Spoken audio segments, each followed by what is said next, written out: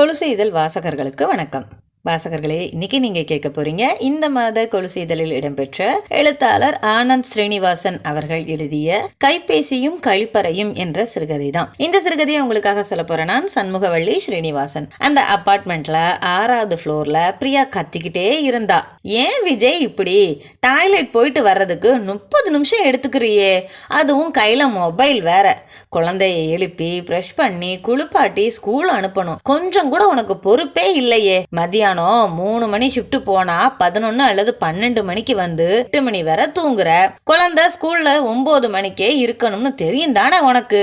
எனக்கும் தான் டென்ஷன், ஆனா உத்தியோகம். இப்ப பாரு, 9 மணிக்கு அர்ஜென்டா மீட்டிங் வேற இருக்கு, நான் லாகின் பண்ணணும். மீட்டிங் முடிஞ்சதும் ஆபீஸ்க்கும் நான் கிளம்பணும், ஸ்கூலுக்கு வேற டைம் ஆயிருச்சு, சீக்கிரம் தான் வெளியில வாங்க அப்படின்னு சொன்னான். இன்னொரு பாத்ரூம் இருக்குல்ல, அதை யூஸ் பண்ண வேண்டியது தானே.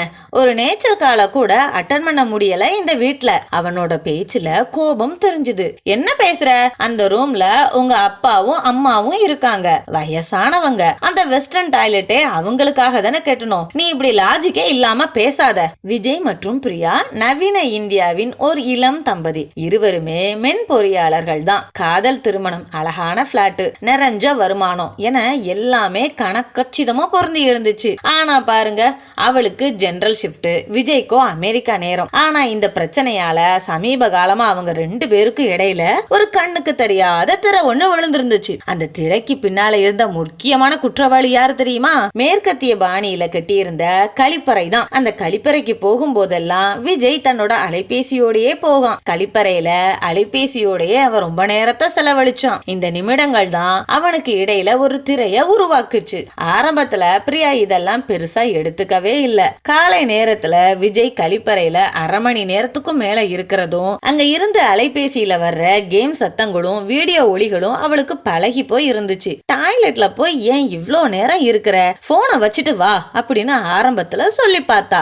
ஆனா விஜயோ, சும்மாதான்ப்பா நான் நியூஸ் பாத்துக்கிட்டு இருக்கிறேன், ரிலாக்ஸா இருக்கு அப்படின்னு சாதாரணமா சொல்லிட்டு மீண்டும் அதே பழக்கத்தையே தொடர ஆரம்பிச்சோம். ஆனா நாட்கள் போக போக இந்த சின்ன பழக்கம் ரொம்ப பெரிய பிரச்சனையா உருவெடுக்க ஆரம்பிச்சுது. முன்பெல்லாம் இந்த பிரச்சனையில அதிக கவனமே போகல. ஆனா எப்போ அவங்களுக்குன்னு ஒரு குழந்தை பிறந்து அந்த குழந்தையையும் அவங்க எல்கேஜில சேர்த்ததுக்கு அப்புறம் தான் இந்த பிரச்சனை பூதாகரமா வெடிச்சுது. காலையில அலுவலகத்துக்கு செல்ல பிரியாவுக்கு ரொம்ப காலதாமதமாச்சு. கோபம் தலைக்கேறிச்சு. பல முறை அவளும் சொல்லி பார்த்துட்டா, நான் அலுவலகம் தாமதமா போறேன், எம்டி கிட்ட என்னால விளக்கம் சொல்ல முடியல. ஒரு முறை அலுவலகத்துல ஒரு முக்கியமான மீட்டிங் இருந்துச்சு. ரொம்ப தாமதமா போனதால பிரியாவுக்கு ஆப்சன்ட் போட்டு அவளை வீட்டுக்கு போக சொல்லிட்டாரு அவரோட எம்டி. அன்னைக்கு ராத்திரி வீட்டுக்கு வந்ததும் பிரியா கணவர்கிட்ட, உன்னாலதான் எனக்கு கெட்ட பேரு, இந்த போன் தான் உனக்கு இவ்வளவு முக்கியமா அப்படின்னு வெடிச்சு பேசினா. விஜய்க்கு எரிச்சல் ஏற்பட்டுச்சு. இது ஒரு சின்ன விஷயம், நீ ஏன் இதை இவ்வளவு பெருசு பண்ற,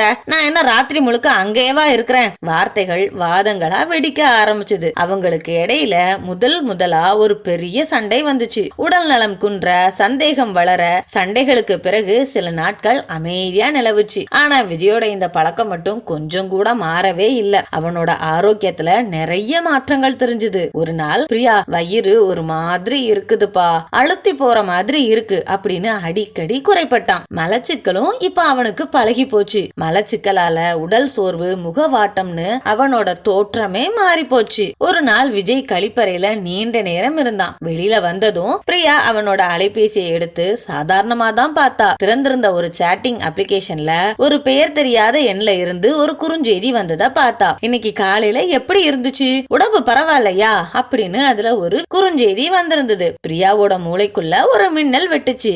என்ன இது, யாரு இவங்க, உடம்பு சரியில்லைன்னா என்கிட்ட தானே சொல்லணும், இவர் ஏன் மத்தவங்க கிட்ட சொல்றாரு அப்படின்னு விஜய் கிட்ட போய் கோவமா விசாரிச்சா. அதுவா, அது என்னோட நண்பன் ஒருவன், அவனும் இதே மாதிரி ஒரு பிரச்சனையில இருக்கிறான், ஒரு மருத்துவரை பத்தி பேசிக்கிட்டு இருந்தோம் அப்படின்னு திக்கி திணறி சொல்லி முடிச்சான். ஆனா பிரியாவுக்கோ அதுல சுத்தமா நம்பிக்கையே இல்ல. இந்த கழிப்பறை பிரச்சனைக்குள்ள வேற ஒரு பிரச்சனையா, என்ன நீங்க ஏமாத்துறீங்களா அப்படின்னு சந்தேகத்தோட கேள்வி கேட்க ஆரம்பிச்சா. அவங்களோட உறவுல இப்ப ரொம்ப ஆழமா ஒரு விரிசல் விழுந்தது. தன்னோட மாமனார் மாமியார் கிட்ட இத பத்தி புகாரும் செஞ்சா. நிலைமையோட தீவிரத்தை உணர்ந்து விஜயும் குழப்பத்துல ஆழ்ந்திருந்தான். பிரியாவும் தங்களோட பெற்றோர்கள் ஆலோசனைப்படி ஒரு மனோதத்துவ நிபுணரை சந்திக்க முடிவு செஞ்சாங்க. டாக்டர் கவிதா இவங்க 2 பேரையும் உட்கார வச்சு பொறுமையா அவங்களுடைய பிரச்சனை என்ன அப்படின்னு கேட்டாரு. விஜய் அலைபேசி பழக்கத்தால கழிப்பறையிலேயே அதிக நேரம் செலவிடுவதாலும் அதனால ஏற்படுற உடல்நல பிரச்சனைகளையும் விளக்கி சொன்னாரு. சௌகரியமா இருக்கும் அப்படின்னு நீங்க நினைச்ச